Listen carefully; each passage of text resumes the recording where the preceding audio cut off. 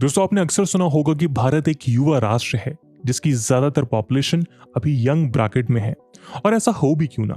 After all, अगर हम national family health survey 5 के लेटेस्ट अवेलेबल डेटा पर नजर डालें तो हम पाएंगे कि इंडिया की आधी से ज्यादा पॉपुलेशन की उम्र 30 साल से भी कम है। इसी डेटा के बेसिस पर यह बात भी साफ है कि अपनी इस यूथफुल पॉपुलेशन के बलबूते भारत आने वाले समय में डेवलपमेंट के कई नए माइलस्टोन्स को टच करेगा। आंकड़े बताते हैं कि 2030 तक भारत की पॉपुलेशन में उसके वर्किंग एज पॉपुलेशन यानी 15 से 64 इयर्स के बीच की पॉपुलेशन दुनिया की बाकी सभी लार्ज इकोनॉमीज में हाईएस्ट होगी। जबकि इसके उलट फैक्ट्री ऑफ द वर्ल्ड माने जाने वाले चाइना की पॉपुलेशन में उसकी वर्किंग एज पॉपुलेशन का प्रोपोर्शन लगभग एक दशक पहले ही गिरना शुरू हो जाएगा, जो आने वाले दशकों में और भी कम होगा। UNFPA यानी यूनाइटेड नेशंस पॉपुलेशन फंड की एक रिपोर्ट के अनुसार भारत के इस डेमोग्राफिक डिविडेंड से क्रिएट होने वाली अपॉर्चुनिटीज का रिलेवेंस और इम्पैक्ट लगभग 5 दशकों तक देखने को मिलेगा। यानी भारत के लिए जिस एडवांटेजियस डेमोग्राफिक डिविडेंड की शुरुआत 2005 से 6 में हुई थी, वो 2055 से 56 तक ऐसे ही बना रहेगा। अब इन आंकड़ों को देखकर इस उम्मीद को और भी ज्यादा बूस्ट मिलता है कि 2047 तक शायद भारत एक डेवलप्ड नेशन बन जाएगा। लेकिन क्या हो अगर हम आपसे कहें कि ये केवल एक आधा सच है और भारत के पास इकोनॉमिकली ग्रो करने के लिए आने वाले 3 से 4 दशक का समय ही नहीं है, बल्कि भारत को दुनिया में खुद को आगे रखने के लिए जो करना है वो लगभग अगले 1 दशक यानी 10 साल में ही करना होगा, वरना वो हमेशा के लिए इसी लो इनकम ग्रुप के ट्रैप में फंस कर रह जाएगा।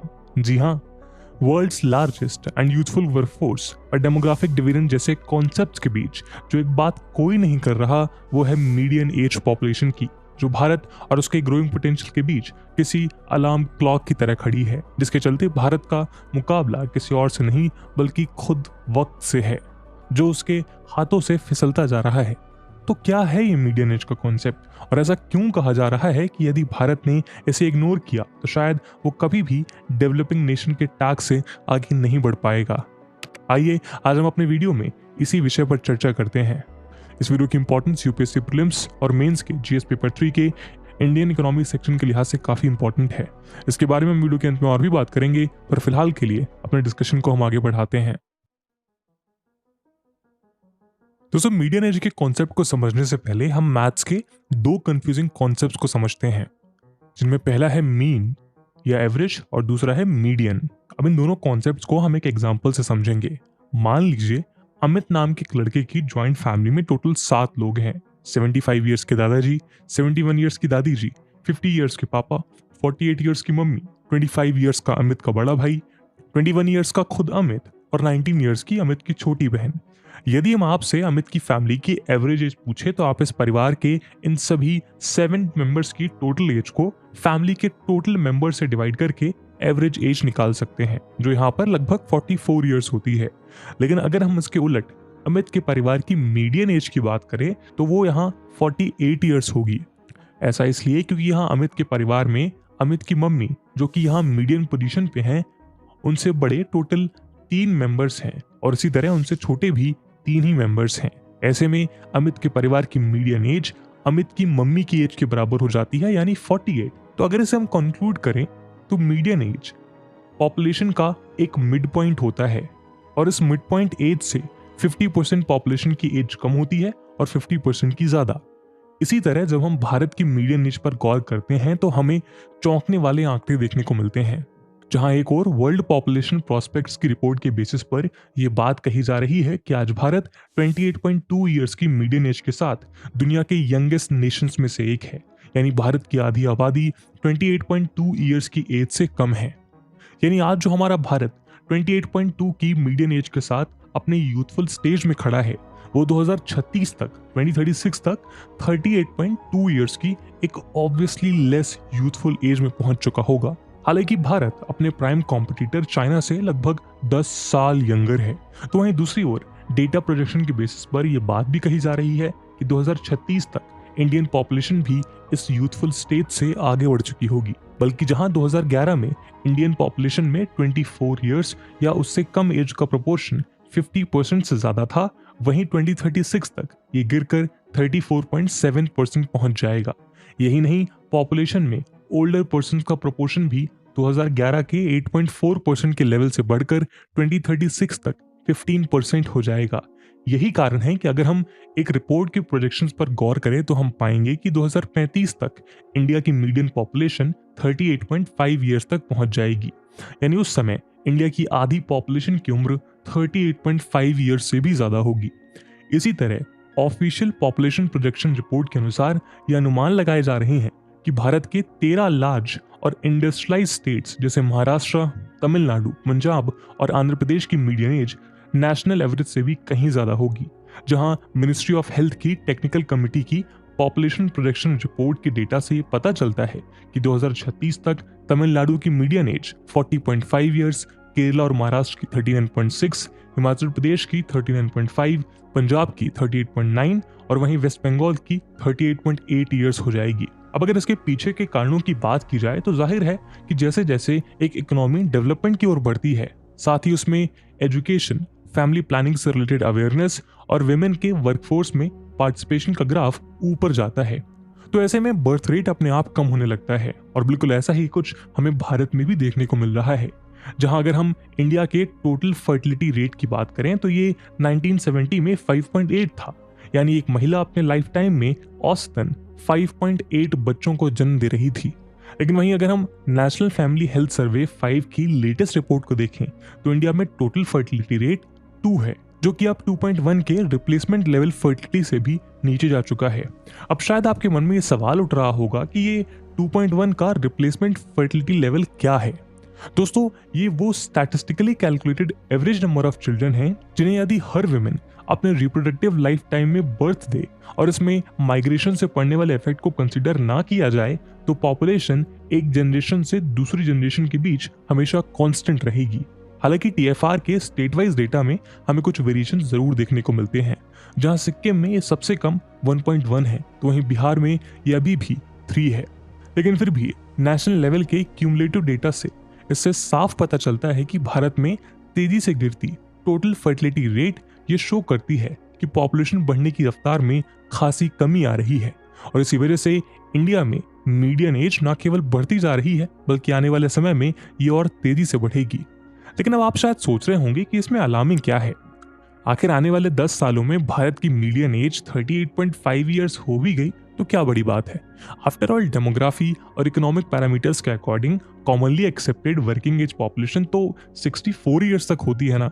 ऐसे में वर्किंग एज पॉपुलेशन और उसकी डिपेंडेंट पॉपुलेशन का रेशियो तो आने वाले कुछ दशकों में भी भारत के फेवर में ही रहेगा।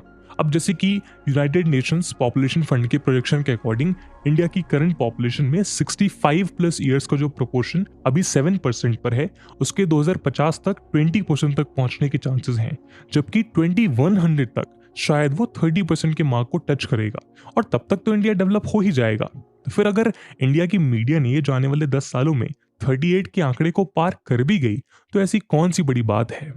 मोर ओवर हमने अभी तो कहा कि आने वाले समय में भी दुनिया की सबसे बड़ी और यूथफुल वर्कफोर्स इंडिया में ही होगी। तो फिर एग्जैक्टली प्रॉब्लम क्या है। देखिए, मीडियन एज की प्रॉब्लम को समझने के लिए आपको देश के हर एक व्यक्ति को एक रिसोर्स की तरह समझना होगा और ये भी समझना होगा कि वो व्यक्ति अपने पूरे जीवन काल में देश के लिए किस तरह से काम आता है। जीवन का ग्राफ शुरू होता है आपके पैदा होने के साथ। जब आपका जन्म होता है तब आप इस देश की इकोनॉमी में एज एन इंडिविजुअल कोई कंट्रीब्यूशन नहीं दे रहे होते। 0 से 17 साल की वो उम्र होती है जहां एक आम इंसान स्कूल की एजुकेशन पूरी करता है।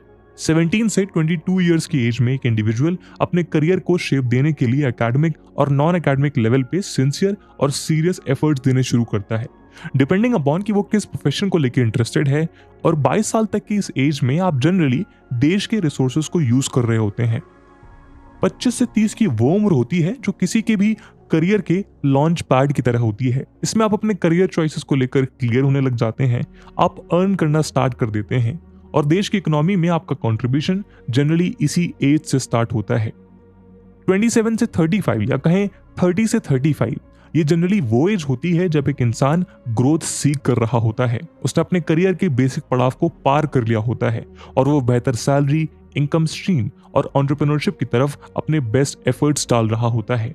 35 से 40 की एज में एक आम इंसान अपने करियर के पीक पर होता है, उसने अपने जीवन में इनफ रिस्क लिए होते हैं और अब वो उन रिस्क को रिवॉर्ड में बदलने की तरफ अग्रसर होता है।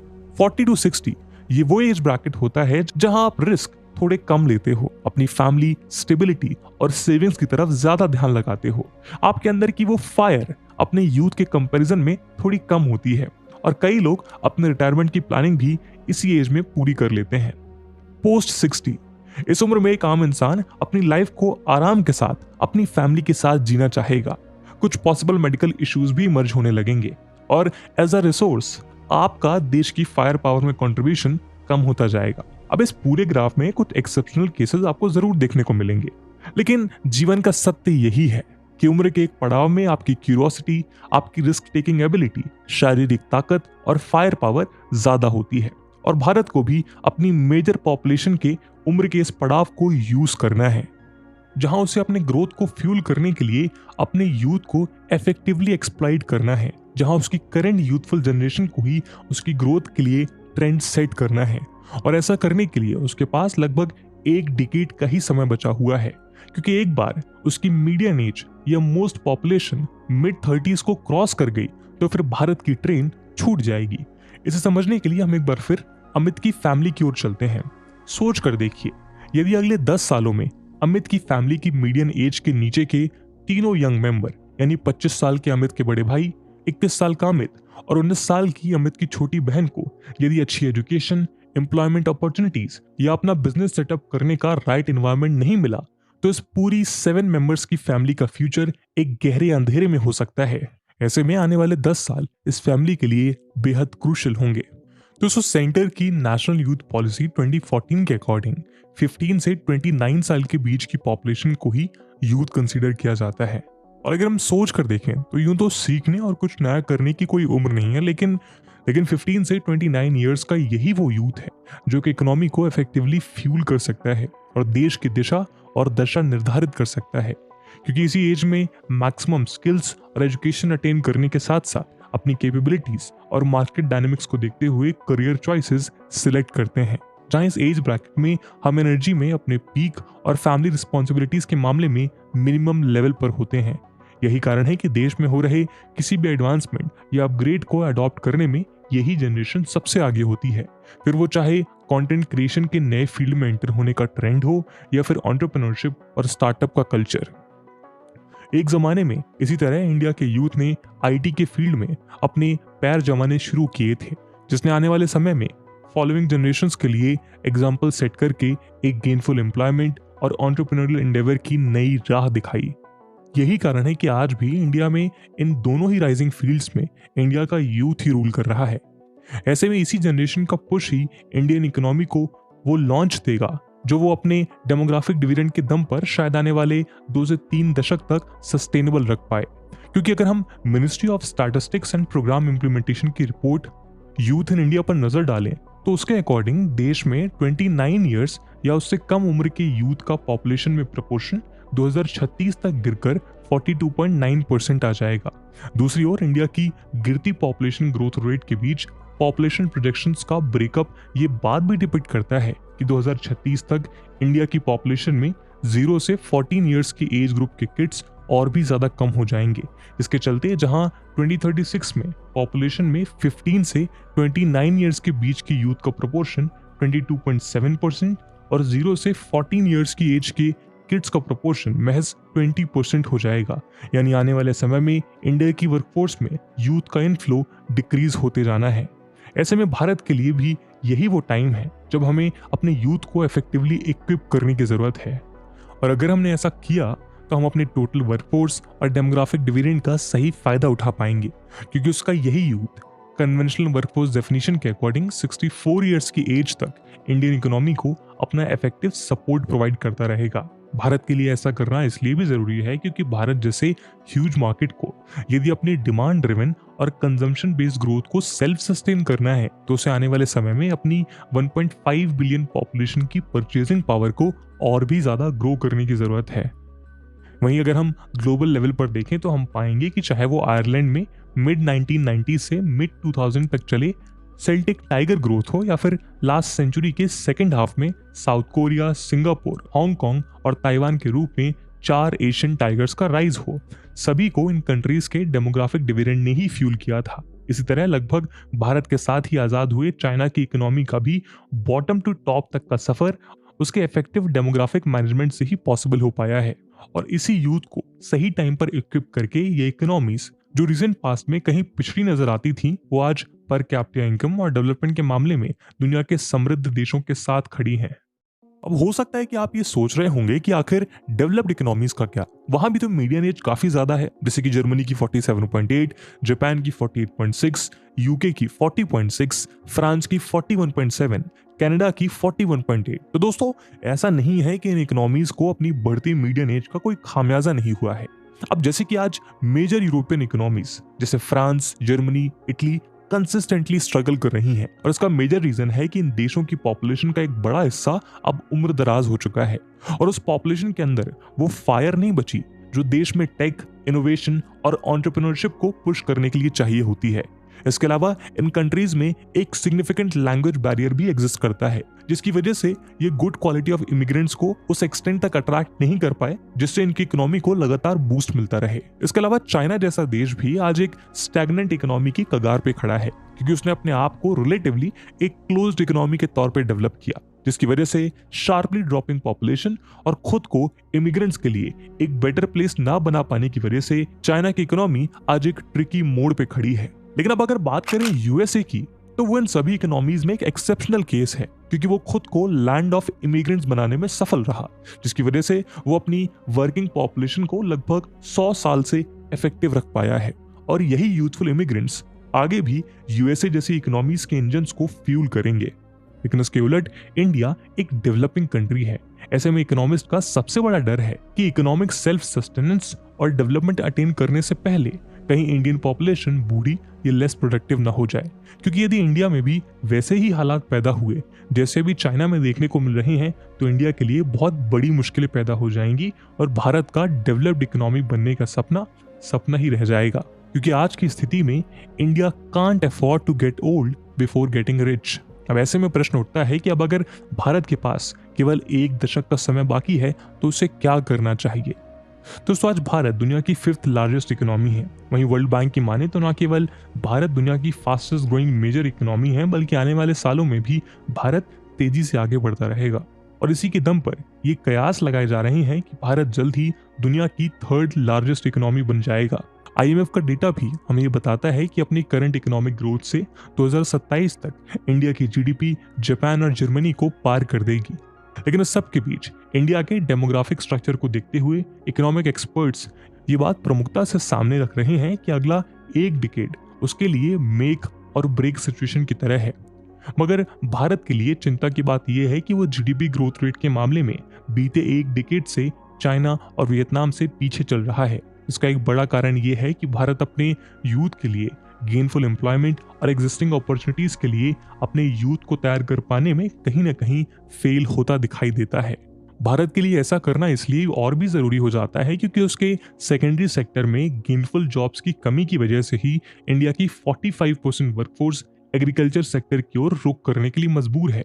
ऐसे में सरकार को यूथ के सेक्टर मोबिलिटी को भी इफेक्टिव मैनर में कंट्रोल करना होगा, ताकि डिस्गाइज अनएम्प्लॉयमेंट में पड़ने के बजाय इंडिया के यूथ खुद को इंडिविजुअल लेवल पर एक ग्रोथ इंजन में कन्वर्ट कर सके। दूसरी ओर अब जब ये बात एविडेंट है कि 2031 तक भारत के 22 मेजर स्टेट्स में से 11 स्टेट्स की वास्ट वर्किंग एज पॉपुलेशन का ओवरऑल साइज डिक्लाइन होने लगेगा, तो अब हमें कुछ ठोस कदम जल्दी उठाने की जरूरत है। क्योंकि इकोनॉमी में डेमोग्राफिक डिविडेंड होना और उसे इकोनॉमिक प्रोडक्शन और ग्रोथ में कन्वर्ट कर पाना 2 अलग अलग बातें हैं। इसका प्राइम एग्जाम्पल हमें अपने पड़ोसी देश पाकिस्तान और अफगानिस्तान में भी देखने को मिलता है, जहां की पॉपुलेशन में यूथ का परसेंटेज भारत से भी ज्यादा है।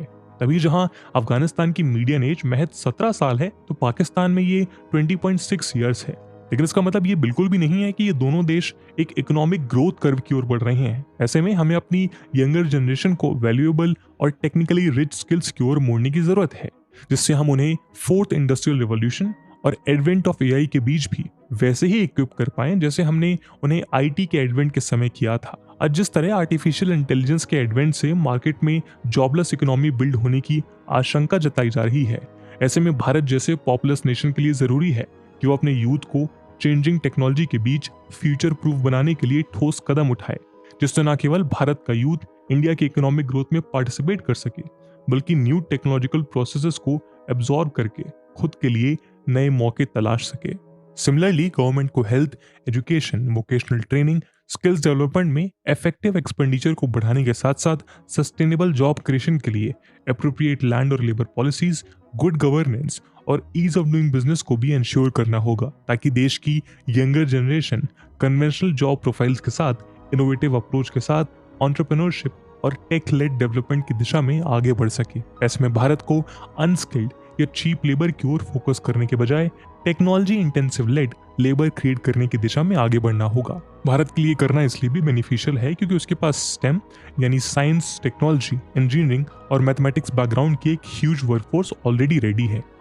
साथ ही इन फील्ड्स में इंडियंस का ट्रेडिशनल इंटरेस्ट आने वाले एक दशक में भी उसे केपेबल वर्कफोर्स प्रोवाइड कर सकता है। बस जरूरत है तो अपने इस पोटेंशियल को इफेक्टिवली रीप करने की, क्योंकि नासकॉम की लेटेस्ट रिपोर्ट के अनुसार डिजिटल टैलेंट के फील्ड में भारत में एक सप्लाई डिमांड गैप आज भी मौजूद है, जिसके 2026 तक 3.5 टाइम्स बढ़ने की उम्मीद है। ऐसे में बदलते मार्केट ट्रेंड्स और एडवांसिंग टेक्नोलॉजीज के बीच भारत को अपनी वर्कफोर्स को तैयार रखने की जरूरत है। मगर भारत के लिए काफी लंबे समय से सबसे बड़ा मुद्दा उसकी क्वालिटी ऑफ एजुकेशन ही रही है। वर्ल्ड इकोनॉमिक फोरम की 2021 की रिपोर्ट बताती है कि इंडिया में हर साल 13 मिलियन लोग वर्कफोर्स ज्वाइन करते हैं, लेकिन इनमें केवल 4 में से 1 मैनेजमेंट प्रोफेशनल्स, 5 में से 1 इंजीनियर्स और 10 में से 1 ग्रेजुएट्स ही एम्प्लॉयबल हैं। यानी पढ़े लिखे होने के बावजूद यदि आपके देश का युवा बेरोजगार है, इसका मतलब आपके एजुकेशन सिस्टम में कोई कमी है जिसे दूर करने की आवश्यकता है। क्योंकि यदि इंडिया इसी तरह की इनकेपेबल वर्कफोर्स क्रिएट करता रहा तो उसका ये डेमोग्राफिक डिविडेंड डेमोग्राफिक नाइटमेयर बन जाएगा। ऐसे में इंडिया को तेजी से स्ट्रक्चरल रिफॉर्म्स और हर सेक्टर में इफेक्टिव इन्वेस्टमेंट करने की जरूरत है। साथ ही भारत को अपनी लेबर फोर्स में विमेन के पार्टिसिपेशन को भी बढ़ाने की जरूरत है, जो बीते कुछ समय में तेजी से कम हो रहा है। यही कारण है कि इंटरनेशनल लेबर ऑर्गेनाइजेशन का रिसेंट डेटा ये बताता है कि जहां भारत में 70.1% मेन लेबर फोर्स में शामिल हैं, वहीं विमेन का प्रोपोर्शन केवल 19.2% है। ऐसे में लेबर फोर्स पार्टिसिपेशन रेट में 50% का ये जेंडर गैप इंडिया के लिए डिट्रीमेंटल साबित हो सकता है, और जब वो इस गैप को कम कर पाएगा तभी भारत अपने माइग्रेशन ट्रेंड भी बदलने में कामयाब हो पाएगा। क्योंकि अगर हम प्यू रिसर्च के इस ग्राफ को देखें तो हम पाएंगे कि इंडिया से लगातार कंसिडरेबली सरप्लस आउट माइग्रेशन हो रहा है, जिसके आने वाले दशकों में भी यूं ही चलते रहने की आशंकाएं हैं। हालांकि ये बात भी सही है कि इंडियन डायस्पोरा और एनआरआईज ने इंडियन इकोनॉमिक ग्रोथ को फ्यूल करने और इंडिया के पॉजिटिव फॉरेन रिलेशंस को बनाने में एक की रोल प्ले किया है। लेकिन अगर भारत को आने वाले समय में अपनी इकोनॉमिक ग्रोथ का एक्सेलरेटर दबाना है तो उसे अपने टैलेंट को इंडिया से बाहर जाने से रोकना होगा। जब क्वालिटी एजुकेशन, गेनफुल जॉब्स और एप्रोप्रिएट बिजनेस क्रिएशन इकोसिस्टम को डेवलप करने की दिशा में ठोस कदम उठाए जाएंगे। अदरवाइज भारत का यही brain drain Indian economic growth के बजाय वेस्टर्न इकोनॉमीज की ग्रोथ को फ्यूल करता रहेगा। ऐसे में यदि भारत को आने वाले 2 से 3 दशक में sustainable high growth rate ensure करना है तो उसके लिए उसे ये फाउंडेशन स्टेज जल्द से जल्द बनाना होगा, ताकि अगले 1 दशक में ही वो मैसिव ग्रोथ रजिस्टर करने का सेटअप तैयार कर सके। क्योंकि जब तक भारत की पॉलिसीज और प्रोग्राम्स उसकी करंट डेमोग्राफिक शिफ्ट के साथ अलाइन नहीं होगी, तब तक उसके डेमोग्राफिक अपॉर्चुनिटी को इफेक्टिवली एक्सप्लॉइट नहीं किया जा सकेगा। ऐसे में आने वाले 1 डिकेड का यूथ लेड इकोनॉमिक ग्रोथ ही ये डिसाइड करेगा कि भारत का भविष्य क्या होगा। As India's clock is ticking and it is running out of time. And with this quote, my friends, that's it for the video.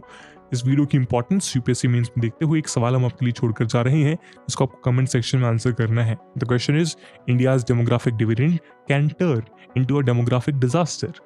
In light of this, discuss why it is important for India to focus on demographic dividend. And with this question, my friends, that's it for the video. I hope आपको video पसंद आई होगी, और अगर पसंद आई है तो अपने दोस्तों के साथ शेयर करना मत भूलिएगा। हम मिलते हैं अगले वीडियो में, तब तक के लिए जय हिंद, जय भारत।